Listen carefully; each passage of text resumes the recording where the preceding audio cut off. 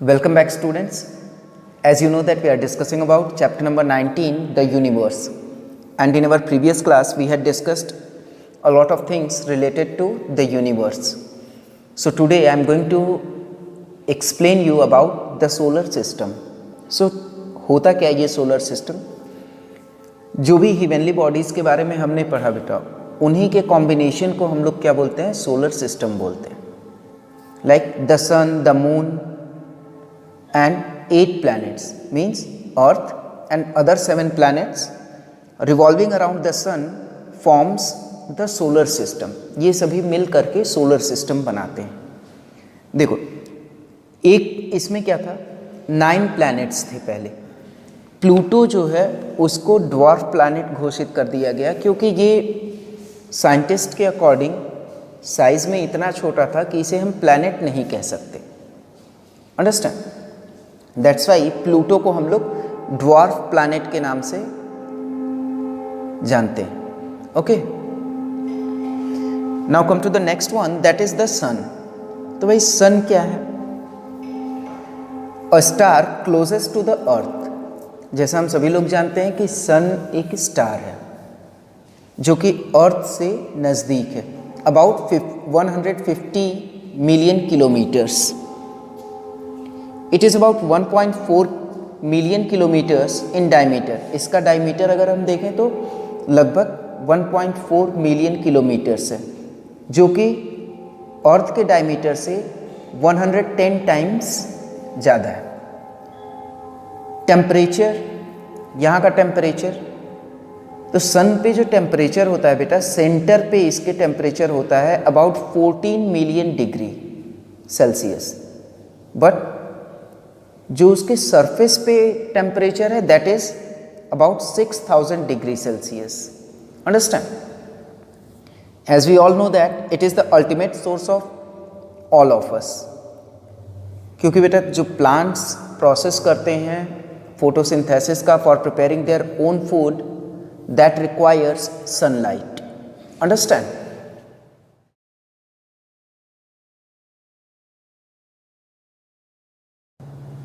So now come to the next point, that is the planets.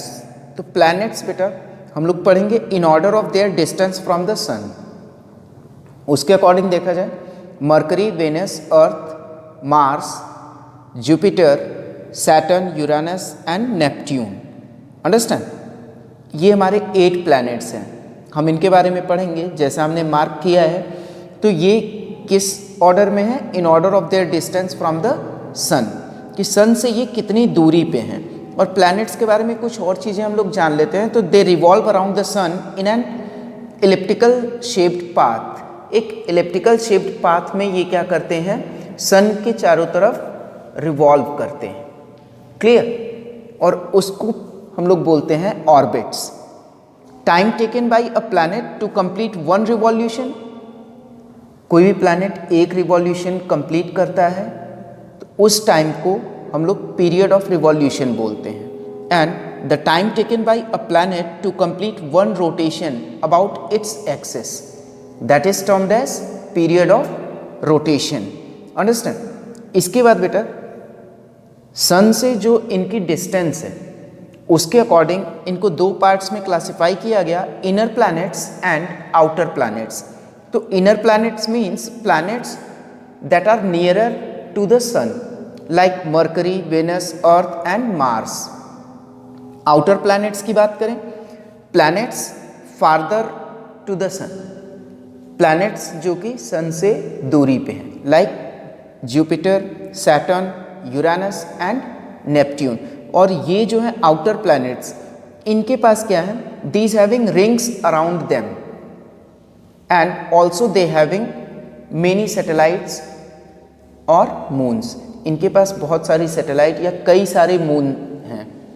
Clear? So students, now come to the next one, that is about Mercury. सो Mercury के बारे में जान लेते हैं. Mercury को हम लोग बुध भी बोलते हैं and it is closest to the sun and it is covered with ball shaped holes जिनको कि हम लोग क्रेटर्स बोलते हैं. And it is very hot during day. लगभग तापमान जो होता है, टेम्परेचर, वो 400 डिग्री सेल्सियस होता है। और ऐसा इसलिए होता है क्योंकि इसके पास कोई एटमॉस्फेयर नहीं है। ठीक है, एटमॉस्फेयर क्यों नहीं है? तो इसका जो ग्रेविटेशनल फोर्स है, मीन्स मरकरी का, वो उतना स्ट्रांग नहीं है कि एक एटमॉस्फेयर को होल्ड कर सके। Understand? And we can observe it just before sunrise और just after the sunset near the horizon, यानी हॉरिजॉन के पास में हम इसे सनराइज से पहले या फिर सनसेट के जस्ट आफ्टर देख सकते हैं। अंडरस्टैंड? डे टाइम में हम इसे नहीं देख सकते क्योंकि जो सन की ग्लेयर होती है, ब्राइट लाइट की ग्लेयर, ये उसमें छिपा हुआ होता है। Understand?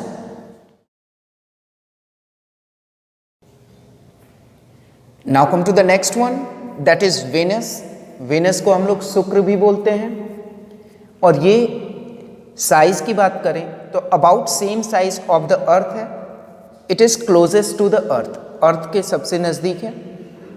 A very hot planet, यहाँ का टेम्परेचर लगभग 480 डिग्री सेल्सियस होता है। अब देखो ऐसा क्यों होता है? क्योंकि इसके एटमॉस्फेयर में जो है कार्बन डाइऑक्साइड की प्रेजेंस ज़्यादा है।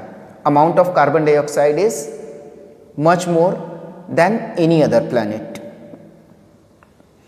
Next thing, it is brightest planet in the sky due to cloudy atmosphere. इसका एटमॉस्फेयर क्लाउडी है, जिसकी वजह से ये लगभग 75% ऑफ द सनलाइट रिफ्लेक्ट कर देता है और हम लोग इसे ब्राइटेस्ट प्लैनेट के फॉर्म में देखते हैं।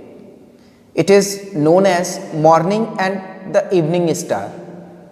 ऐसा नहीं है कि हमने इसका नाम मॉर्निंग और इवनिंग स्टार रख दिया है तो ये एक स्टार हो जाता है ये एक planet he. Understand?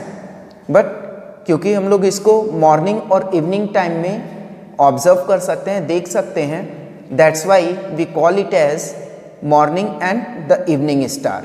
Understand? So now come to the next point, that is the earth, and as you all know that कि जो planet earth है, यही एक ऐसा planet है जो अलाउ करता है लाइफ को एग्जिस्ट करने के लिए। क्यों अलाउ करता है भाई? क्योंकि यहीं पे अर्थ पे ही वो सारे फीचर्स अवेलेबल हैं जो एक लिविंग ऑर्गेनिज्म को, एक लिविंग बीइंग को सर्वाइवल के लिए रिक्वायर्ड होते हैं, नेसेसरी होते हैं। लाइक कौन कौन से? फर्स्ट है जैसे प्रेजेंस ऑफ एटमॉस्फेयर, यहाँ पे एटमॉस्फेयर है and you all are aware about the role of the atmosphere. Second thing is presence of water that is required for our survival. Next one is right distance from the sun. Sun से इसकी सही दूरी, जिसकी वजह से यहाँ का temperature जो होता है वो ना ही बहुत अधिक होता है ना ही बहुत कम। Another one is presence of ozone layer in the atmosphere, ozone layer का प्रेजेंट होना। अंडरस्टैंड? और ये जो है अर्थ, यदि हम स्पेस से ऑब्जर्व करेंगे तो ये ब्लू ग्रीन टाइप का दिखाई देता है। क्यों दिखाई देता है? Due to reflection of light from water and land mass that is present on the surface of the earth. Understand? इसके बाद देखते हैं कि मूवमेंट ऑफ द अर्थ के बारे में, कि ये मूव कैसे करता है। तो see it rotates about its imaginary axis. ये क्या करता है? अर्थ जो है अपनी इमेजनरी एक्सिस के अबाउट रोटेट करती है। Clear? And it revolves around the sun. ये सन के चारों तरफ रिवॉल्व भी करती है। और इसकी जो एक्सिस है बेटा, ये परपेंडिकुलर नहीं है।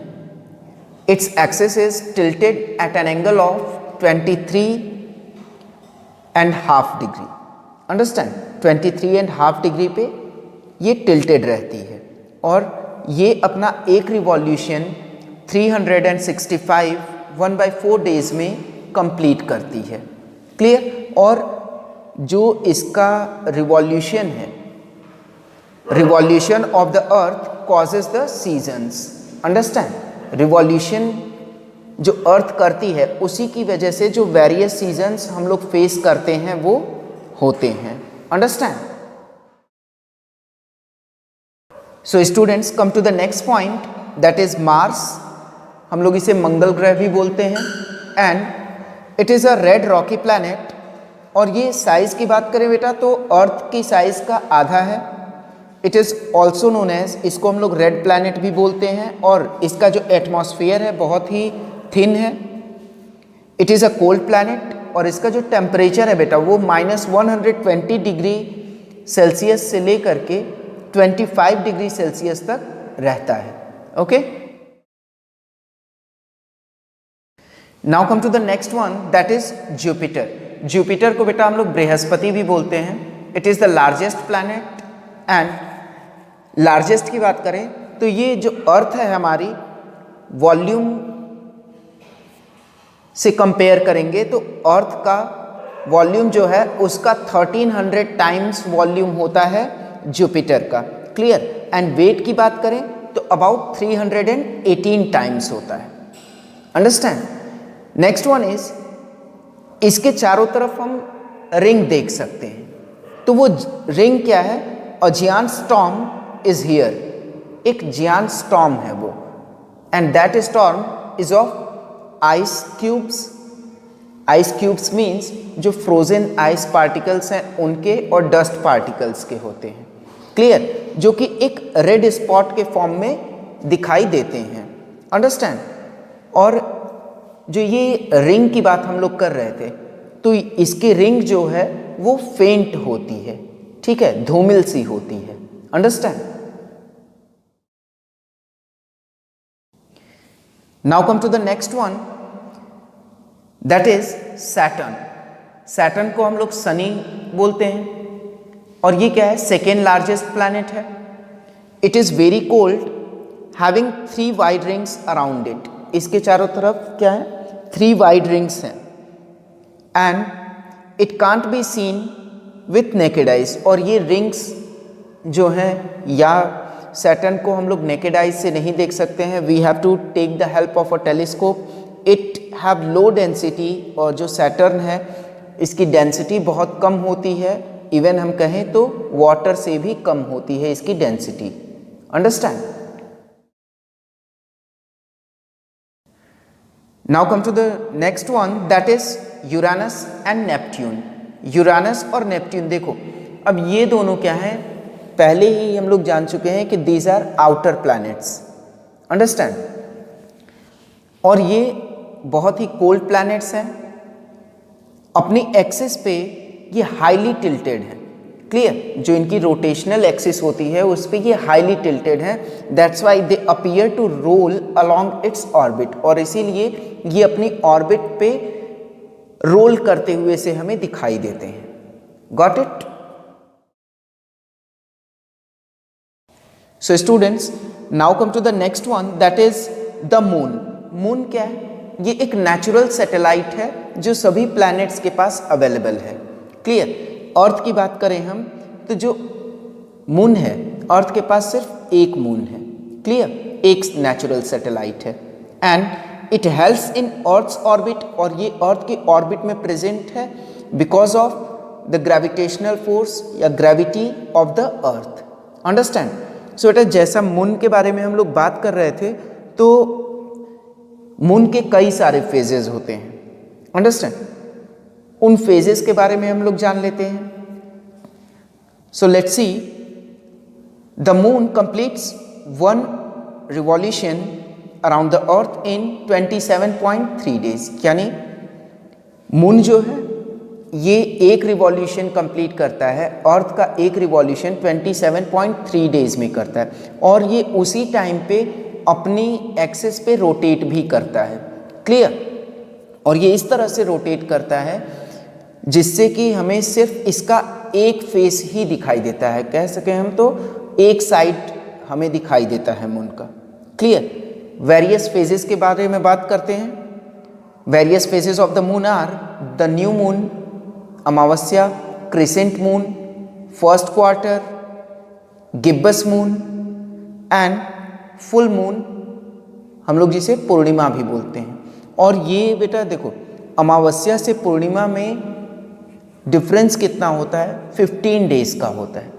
ठीक है। अमावस्या से पूर्णिमा तक का जो टोटल ड्यूरेशन होता है, नंबर ऑफ डेज में बात करें तो 15 डेज का होता है। इट मीन्स कि न्यू मून यदि हमें एक बार दिखा है तो हम लोग after 15 days again we can see the new moon.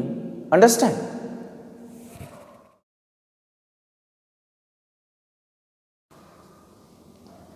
So students, this is all about today's class, and in our coming class we will know something more about this chapter, chapter number 19, the universe. So thank you and have a nice time to you all.